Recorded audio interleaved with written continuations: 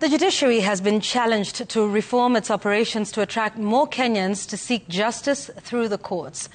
Currently, only 10% of Kenyans turn to the judiciary, with the majority opting for alternative justice systems. The judiciary is now looking to expand access to justice and collaborate with other East African countries to make those services more accessible and user-friendly.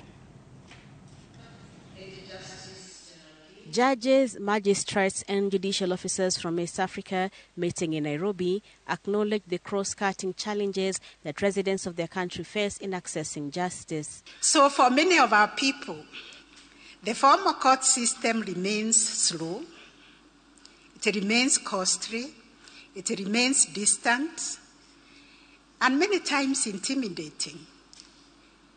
Experiences have been shared and testimonies have been shared that even judges themselves tremble to imagine they can appear before a court. Let me say I'm one of those who also fear to appear before a court. Even those of us who are lawyers and judges, the courtroom disorients us.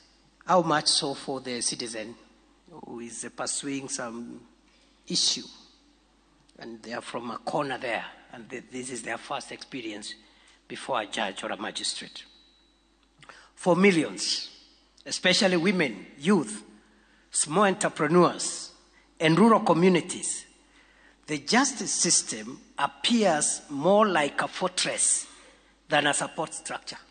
According to the Kenyan judiciary, access to justice remains poor, with only 10% of the population trusting the courts enough to seek solutions from them. 19% cannot deal with their disputes. They have disputes, they have problems, but they die with them. 71% seek alternatives.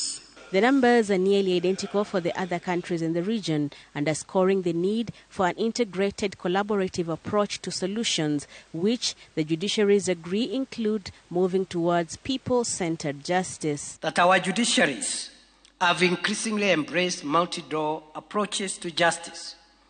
Mechanisms such as the alternative justice systems, AJS,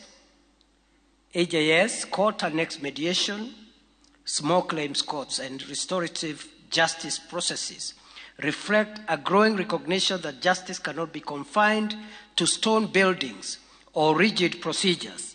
It must instead travel to where the people live, work, trade, and build families. The judges and magistrates were also urged to uphold safeguards to ensure that expediency does not substitute fairness, even as they expand alternative paths to justice. Brenda Wanga, Citizen TV.